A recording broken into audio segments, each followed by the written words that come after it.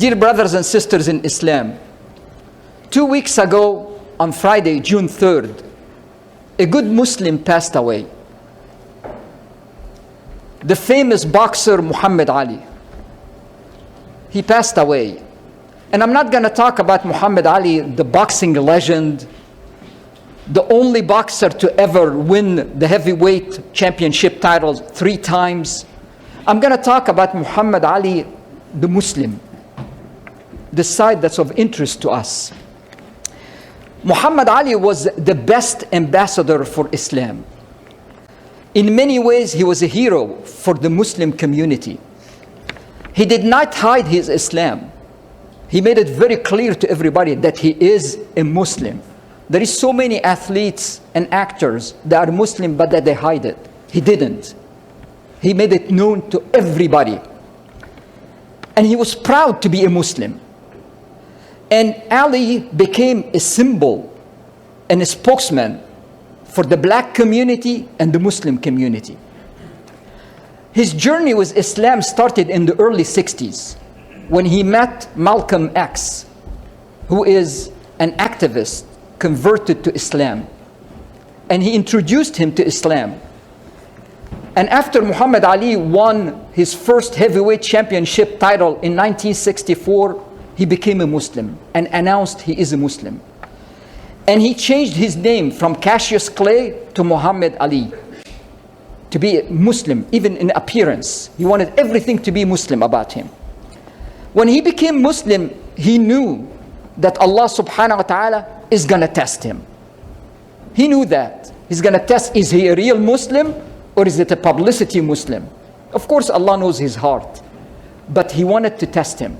He knows that Allah subhanahu wa ta'ala said in the Quran, وَلَنَبْلُوَنَّكُمْ بِشَيْءٍ مِّنَ الْخَوْفِ وَالْجُوعِ وَنَقْصٍ مِّنَ الْأَمْوَالِ وَالْأَنفُسِ وَالثَّمَرَاتِ وَبَشِّرِ الصَّابِرِينَ. And we shall test you with something of fear, hunger, loss of wealth, lives and fruits, but give glad tidings to the patient. So the biggest test came to him in 1967. His boxing career came to a halt. Muhammad Ali was drafted for the US military service, and he refused the draft. They wanted him to fight in Vietnam, and he refused on the basis of being a conscientious objector. It's against his conscience. Because he believed Allah subhanahu wa ta'ala said in the Quran, وَقَاتِلُوا فِي سَبِيلِ اللَّهِ الَّذِينَ يُقَاتِلُونَكُمْ وَلَا تَعْتَدُوا إِنَّ اللَّهَ لَا يُحِبُّ الْمُعْتَدِينَ. And fight in the cause of Allah those who fight against you, and do not commit aggression. Indeed, Allah does not love those who are aggressors.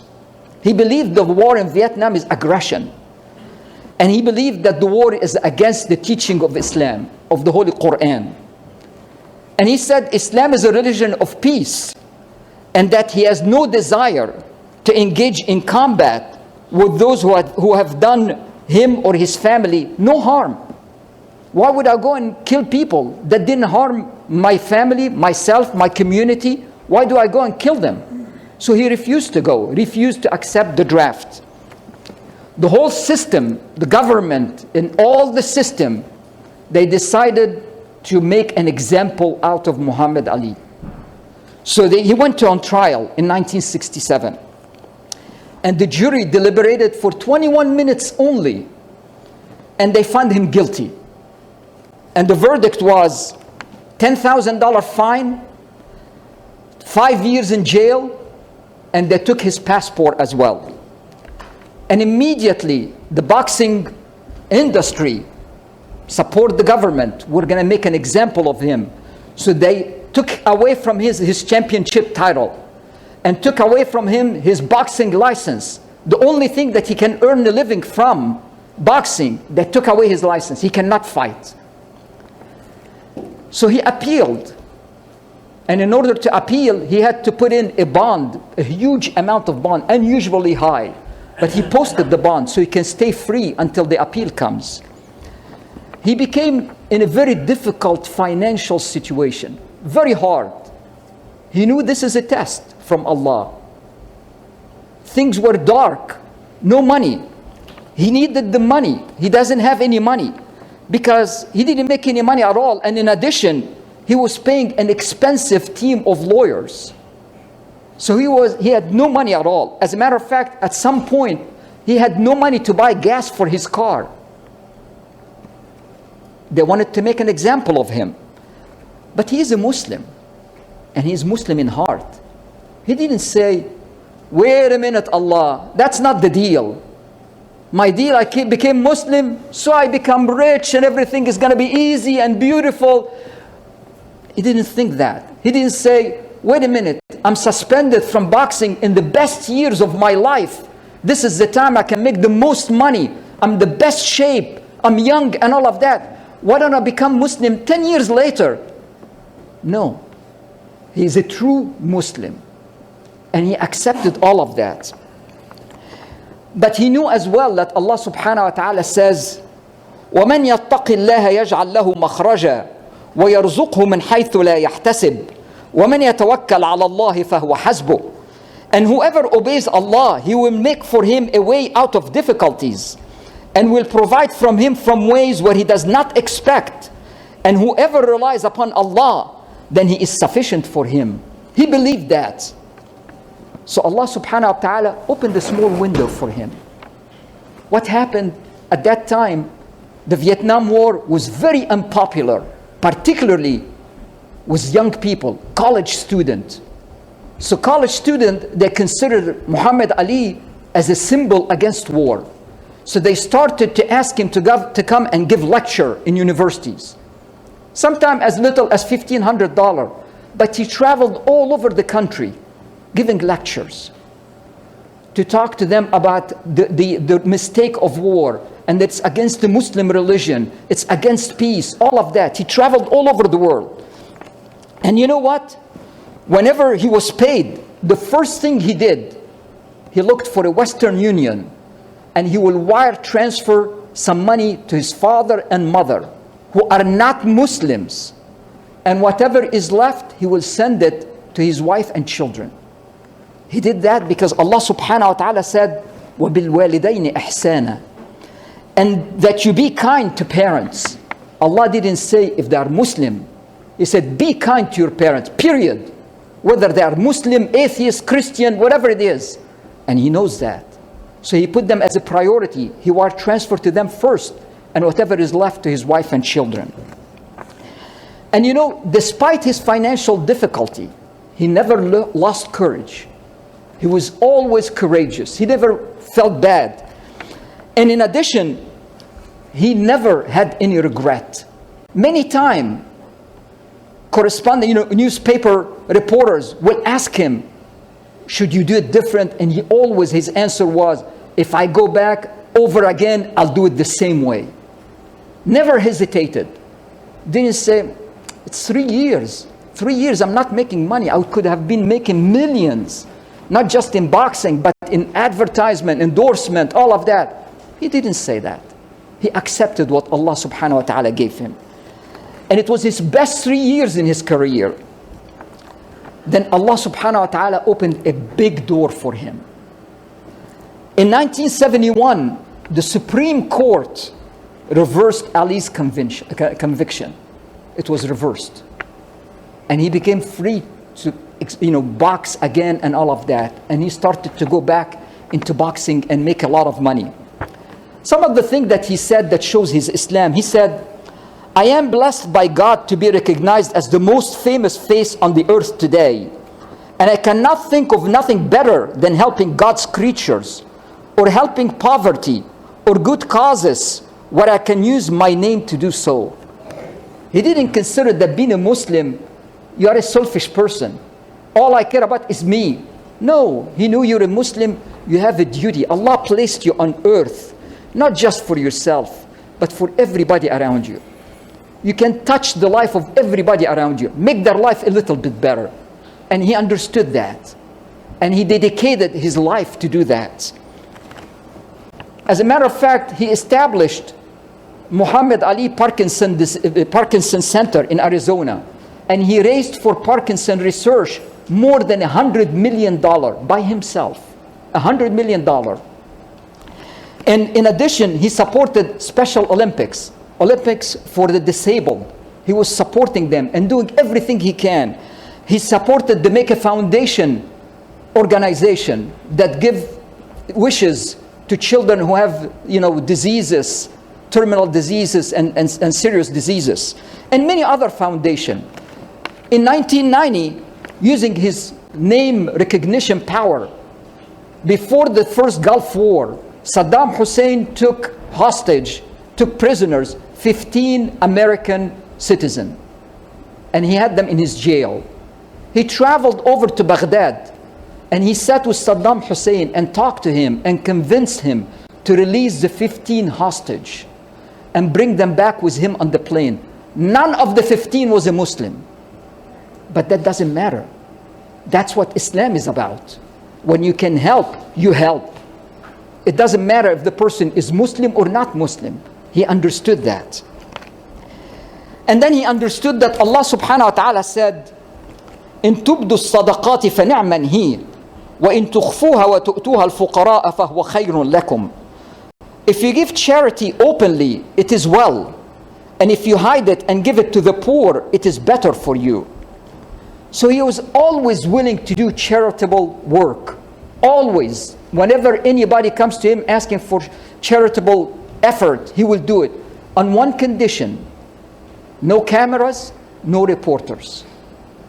Because he wanted to make sure people don't think it's done for publicity. He was doing it for the sake of Allah subhanahu wa ta'ala. And he wanted the reward from Allah subhanahu wa ta'ala, not from anybody. So he did so many things, so many events. None was publicized. As a matter of fact, after his death, his business manager, his name is Gene Kilroy, he said in 1973, he was at Muhammad Ali's home and they were watching the news. And then on the news came some information about a home for old Jewish people, like a nursing home for all Jewish people, that's going to close because of financial difficulty. The manager said Muhammad Ali became upset and he was kind of bothered. And then he said, let's go to the house, to that home. He said it was night in January and a very cold night. And he insisted we go now. And he went over to that house. He met with the manager and understood from him what is the problem, the financial problem, the extent. And after he told him the problem, Muhammad Ali wrote him a check for $200,000 and told him to deposit that check in the bank immediately. And then wrote him another check for $200,000 and told him to deposit that check 4 days from now because he doesn't have enough money in the bank and he's going to make arrangement to cover that check. No publicity. The only reason I know that story because his business manager said it after his death. But that's the kind of person, that kind of Muslim that we're supposed to be. You do whatever is good, but not to publicize it. Ali spent his life trying to show the real Islam. As a matter of fact, one of the famous story about him, if any of you went to Los Angeles, one of the famous areas to visit for tourists is something on Hollywood Boulevard. It's called the Walk of Fame. The Walk of Fame is a sidewalk where they have stars for every famous actor or actress in movie business or in TV. They have a star for everyone. When you get a star there, that means you made it. You are a celebrity worldwide, not only on limited place. So everywhere you see those stars, all the famous stars that you can remember of. And then in 2002, the committee responsible for the Walk of Fame, they went to Muhammad Ali and they said, we want to make an exception. You are an athlete, you're a sports person, you're not an actor, but we want to make an exception for you because you're so famous all over the world and we want to have a star for you on the sidewalk. He said, it's a great honor and I accept it only on one condition.